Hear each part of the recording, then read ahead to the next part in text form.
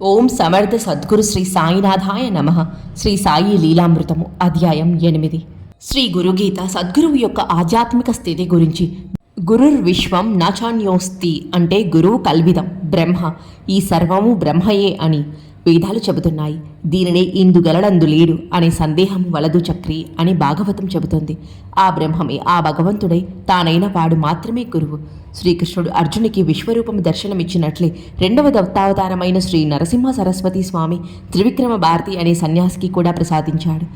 ఈ కాలంలో అగ్నులైన ప్రజలందరికీ స్థూలమైన అనుభవాల ద్వారా సర్వదేవతలు మహాత్ములు జీవులే కాక జడమని తలచబడే పూజా విగ్రహాలు పటాలు కూడా తమ రూపమేనని తెలిపిన వారు శ్రీ సాయి ఒక్కరేనేమో.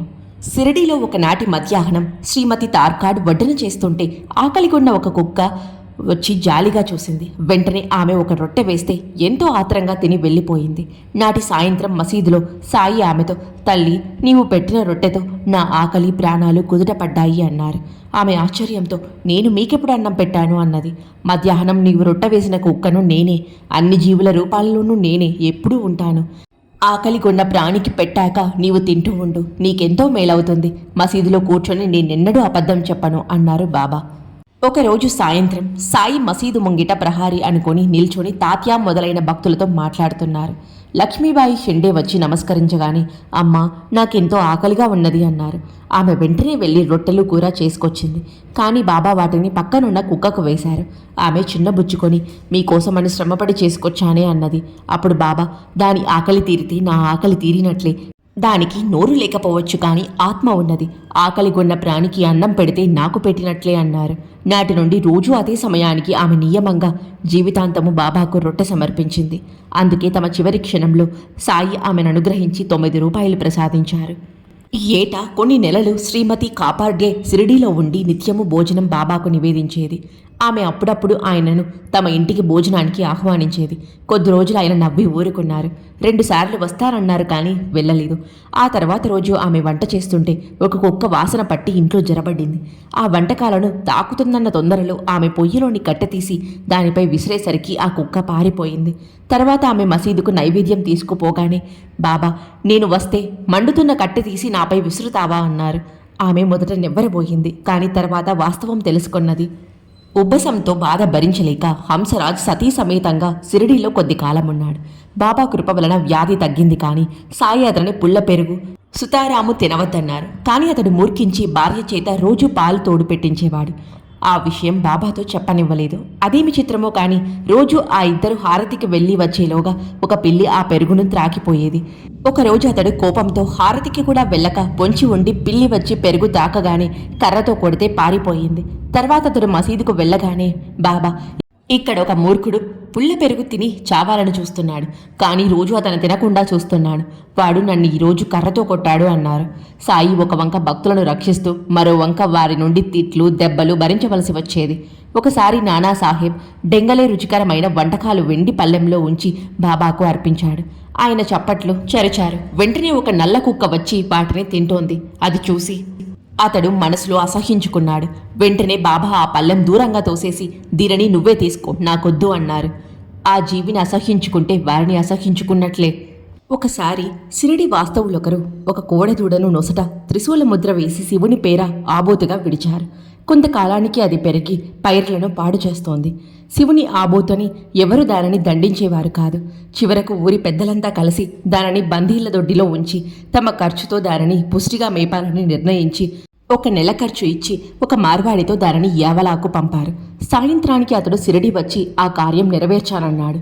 మరుసటి తెల్లవారుజామున గ్రామంలో ఒక భక్తునికి సాయి 3 సార్లు స్వప్నంలో కనిపించి, నన్ను రహటాలో ఒక కసాయి ముంగిట్లో కట్టేశారు, వెంటనే వచ్చి విడిపించు అన్నారు.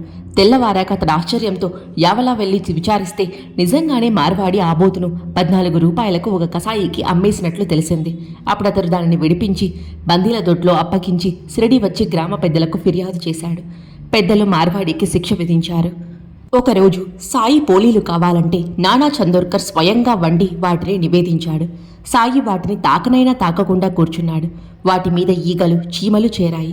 అప్పుడు సాయి నానాతో, నేను ఆరగించాను, నువ్వు తీసుకో అన్నారు. నానా ఎంతో నిరుత్సాహపడి అలిగి అన్నం కూడా తినకుండా చావట్లో పడుకున్నాడు. సాయి అతన్ని పిలిపించి, నానా, 18 సంవత్సరాలుగా నా దగ్గరుండి నీవు గ్రహించింది ఇదేనా? ఈ చీమలు ఈగల రూపంలో నేనే ఆరగించాను, నీవు ప్రసాదం తీసుకో అన్నారు.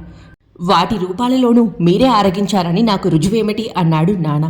బాబా వెంటనే ఒక భంగిమ వేశారు. తనకు తప్ప మరెవ్వరికీ తెలియని తన జీవిత రహస్యం బాబాకు తెలుసునని అతడు గ్రహించాడు.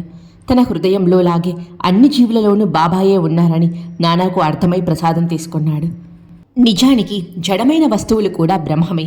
ఆ సత్యాన్ని తెలిపే తమ లీలలను భక్తులు పూజించే విగ్రహాలు, పటాల వరకే సాయి పరిమితం చేశారు. లేకుంటే మన నిత్య జీవితాలే తారుమారవుతాయి. భగవంతరావు క్షీరసాగర్ మరణించాక అతని కొడుకు ఇంట్లోని దేవతా విగ్రహాలకు పూజ నైవేద్యము మానేశాడు. అతడు మొదటిసారి షిరిడీ రాగానే సాయి, ఇతని తండ్రి నాకు ఆప్తుడు, నాకు నివేదించక తినేవాడే కాదు. ఆయన మరణించాక ఇతడు నైవేద్యం ఏమీ ఇవ్వక నన్ను విటలుణ్ణి పస్తుంచాడు. ఇతనికి హితం చెప్పడానికే రప్పించాను అన్నారు. తల్లిదండ్రులు చేసిన భక్తి సంతతిని కూడా కాపాడుతుంది. వారు ఇండ్లల్లో చేసుకున్న పూజలు సాయికి చెందుతాయి. అలానే ఒకప్పుడు కొందరు భక్తులు బాబాను ఫోటో తీయడానికి అనుమతి కోరారు. సాయి మొదట అనుమతించలేదు. వారు పదే పదే అర్థిస్తుంటే అంగీకరించారు. ఫోటో తీశాక చూస్తే అందులో సాయి పాదాలు మాత్రమే కనిపించాయి. ఆ విషయం చెబితే ముఖ్యమైనవి పాదాలే కదా అన్నారు బాబా. అదే దత్తపాదుకల ప్రాముఖ్యత. మరొకడు ఆయన అనుమతి పొందకనే ఫోటో తీశాడు. తర్వాత చూస్తే అందులో పడినది అతని గురువు చిత్రమే. ఒకప్పుడు కాకా దీక్షిత్ తన కుమారుడికి ఉపనయనానికి శ్రీ సాయిని నాగపూర్ ఆహ్వానించడానికి షిరిడీ చేరాడు. అదే సమయానికి నానా చందోర్కర్ తన కుమారుడి వివాహానికి సాయిని గల్వియార్ ఆహ్వానించడానికి వచ్చాడు. సాయి ఆ ఇద్దరితో తమ ప్రతినిధిగా శ్యామను తీసుకెళ్లమని చెప్పి తాము కాశీ ప్రయాగ్గా దర్శించి శ్యామ కంటే ముందుగానే గయా చేరగలమని మాట ఇచ్చారు. శ్యామ ఆ శుభకార్యాలను హాజరయ్యాక వాళ్ళందరూ కొద్ది మాసాలు అయోధ్యలోనూ కాశీలోనూ గడిపి గయలో ఒక పూజారింటికి వెళ్లారు. అక్కడ సాయి పటం దర్శనమిచ్చింది. దానిని చూడగానే శ్యామకు ఆనంద బాష్పాలు వచ్చాయి. ఆ పూజారి 12 సంవత్సరాలకు పూర్వం షిరిడీ వెళ్లి శ్యామ ఇంటనున్న ఆ పటం తనకు కావాలన్నాడు. సాయి ఆజ్ఞను అనుసరించి శ్యామ ఆ పటం ఇచ్చాడు. శ్యామ కంటే ఎన్నో సంవత్సరాల ముందే సాయి అతడికి చేరారు. శ్యామ ఆ పూజారి ఇంటనే బస చేయడం ఆశ్చర్యం. అక్కడ కూడా బాబా తమ వాణ్ణి తమ వద్దనే ఉంచుకున్నారు.